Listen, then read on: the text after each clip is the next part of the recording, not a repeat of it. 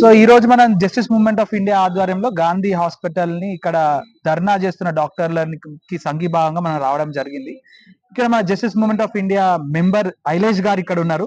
ఐలేష్ గారు ఒక teacher. So ఎట్లా మరి మన సమాజంలో మన చట్టాల గురించి అయితే మాట్లాడుకుంటున్నాము.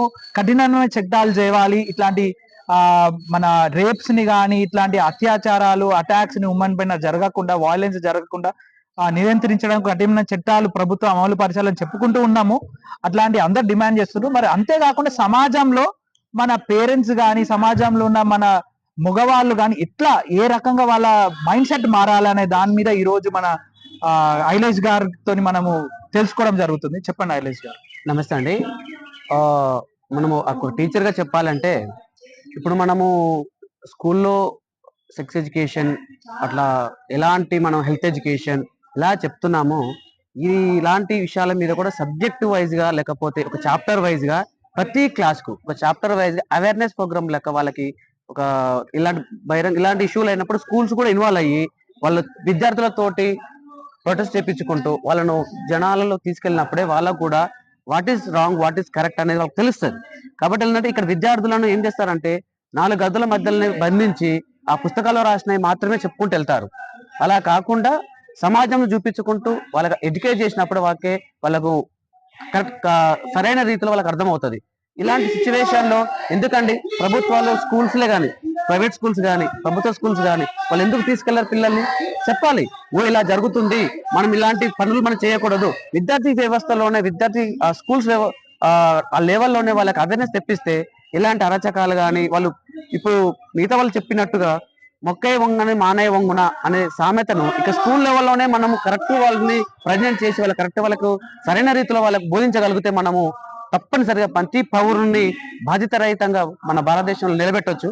కాకపోతే ఏంటంటే మన విద్యా వ్యవస్థలో ఒక రకమైన పాఠ్య ప్రణాళిక రాస్తారు, దానికి బుక్ లో ఉన్నది మాత్రమే చెప్పాలి. ఒక రకమైన ఒక మెంటాలిటీగా మన ఎడ్యుకేషన్ నడుస్తుంది. ఎడ్యుకేషన్ సిస్టమ్ మారాలి. వాళ్ళకి సరైన పద్ధతిలో వాళ్ళకి టీచ్ చేసినప్పుడు వాళ్ళకు సరైన విధంగా వాళ్ళు ఎదుగుతారు. ఓన్లీ వాళ్ళకు వచ్చిన ప్రాబ్లం ఏంటంటే మనం బుక్ లో ఉన్న పాఠాంశాన్ని చెప్పడం మాత్రమే చేస్తున్నాము. అది కాకుండా సొసైటీలో జరుగుతున్న ప్రతి ఇష్యూను చూడండి, వాళ్ళు ఎక్కడో చేయాల్సిన వాళ్ళు పేషెంట్స్ కు ఏమంటారు ట్రీట్మెంట్ చేయాల్సిన డాక్టర్లు ఈరోజు ధర్నాలు చేస్తున్నారండి. ఎవరి గురించి అండి? సొసైటీ గురించి కాదా? వాళ్ళకు డాక్టర్ వృత్తిలో డాక్టర్ అయిన మాత్రం డబ్బులు వస్తుండొచ్చు అండి, కానీ వాళ్ళు చేసే సేవ వరకు సొసైటీకే కదా. సో అలాంటి పరిస్థితులు రాకుండా మన భారతదేశంలో ఇలాంటి పునరుద్ధం కాకుండా ఉండాలంటే మనము విద్యా వ్యవస్థలో కానీ సొసైటీలో కానీ ఒక వ్యవస్థను అన్ని విధాలుగా సమ్మితంగా అంటే అన్నిటినీ మిక్స్ చేసినప్పుడు మాత్రమే కరెక్ట్ రిజల్ట్ వస్తుందండి. ఏ చాప్టర్ ఆ చాప్టర్ కాదు, ప్రతి చాప్టర్ కు లింక్ చేయాలి. ఈ రోజు ఉన్న సమాజంలో ఉన్న ప్రాబ్లమ్స్ ను పాఠశాలలో ఉన్న ప్రాబ్లమ్స్ ను మింగిల్ చేసినప్పుడు మాత్రమే విద్యార్థికి అర్థం అవుతుంది, వాళ్ళకు సరైన రీతిలో ఆలోచించగలుగుతారు. సో అది ఒక టీచర్ గా నేను ఇలాంటి పాఠ్య ప్రణాళికలు మారిస్తే బాగుంటుందని కోరుకుంటున్నాను. ఇంకొకటి ఐలేష్ గారు, ఇక్కడ చాలా వరకు మనం ఎడ్యుకేషన్ గురించి మాట్లాడుకుంటుంటాము. ఇంకొకటి ఏంటంటే ఇంట్లో అంటే పిల్లలు వాళ్ళ పేరెంట్స్ కానీ వాళ్ళ ఫ్యామిలీలో వాళ్ళ ఇంట్లో ఉన్నప్పుడు ఏ రకమైన సంభాషణలు వాళ్ళు చేయాలి అంటే పేరెంట్స్ కూడా ఎట్లాంటి పరంగా వాళ్ళ అవగాహన తెప్పియాలి పిల్లలకు అనేది కూడా ఇంపార్టెంట్ అవుతుంది. మీరు దీని గురించి ఏమనుకుంటారు? కరెక్ట్ ఆకర్ష్ గారు, మీరు చెప్పినట్టు మామూలుగా ఏం చేస్తారంటే ఇళ్లలో పేరెంట్స్ ఇలాంటి న్యూస్ వచ్చినప్పుడు పిల్లలు రాగానే కట్ చేస్తూ ఉంటారు. ఇప్పుడు ఇలాంటి ప్రొటెస్ట్లు టీవీలో లైవ్లు వస్తుంటాయి, వీటి ఏం చేస్తుంటే పిల్లలు రాగానే కట్ చేస్తుంటారు. సో వాళ్ళకి ఏంది ఆ క్యూరియాసిటీ ఏంటి అని తెలుసుకోవాలని ఉంటది, కానీ అలాంటి అవకాశం మనం ఇవ్వట్లేదు. సో ప్రతి పేరెంట్ పిల్లలతో డిస్కషన్ చేయండి.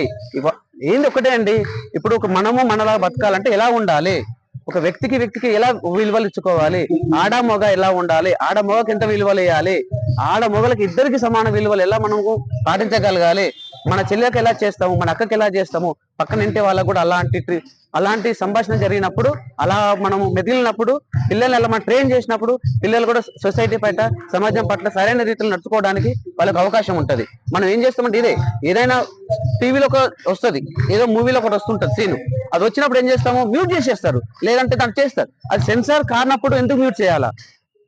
Let them learn. కాకపోతే ఏంటంటే దాంట్లో ఏది మనం చెప్పాలి ఏది చెప్పకుండా మనం గైడ్ చేయాలి. అది మనకు తల్లిదండ్రులుగా మన బాధ్యత. అది మనం పిల్లల్ని సరైన రీతిలో నేర్పకపోతేనే ఇలాంటి అకృత్యాలు జరుగుతుంటాయి. సో పేరెంటింగ్ కూడా చాలా ఇంపార్టెంట్ అండి. సమాజంలో పేరెంటింగ్ చాలా ఇంపార్టెంట్. తల్లిదండ్రులు వాళ్ళ పిల్లల పట్ల సరైన రీతిలో నేర్పించగలిగినప్పుడు ఆ సమాజంలో పిల్లలు కూడా కరెక్ట్ రీతిలో ఎదుగుతారు అనేది నా అభిప్రాయం.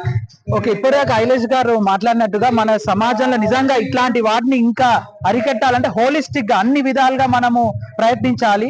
అది ఎడ్యుకేషన్ పరంగా ఎడ్యుకేషన్ సిస్టమ్ లో జెండర్ సెన్సిటైజేషన్ గురించి మాట్లాడడం కానీ, సెక్స్ ఎడ్యుకేషన్ గురించి కానీ ఇట్లాంటి పొందుపరచడంతో పాటు పేరెంటింగ్ ని కూడా మనము ఏ విధంగా పేరెంటింగ్ చేయాలనేది కూడా మనము పేరెంట్స్ తెలుసుకొని వాళ్ళ పిల్లలతోని మాట్లాడి ఇట్లాంటి ఇష్యూస్ గురించి ఇంట్లో కూడా మాట్లాడుతూ ఉండాలని ఐలేష్ గారు చెప్పారు. So thank you everybody. Thank you అండి.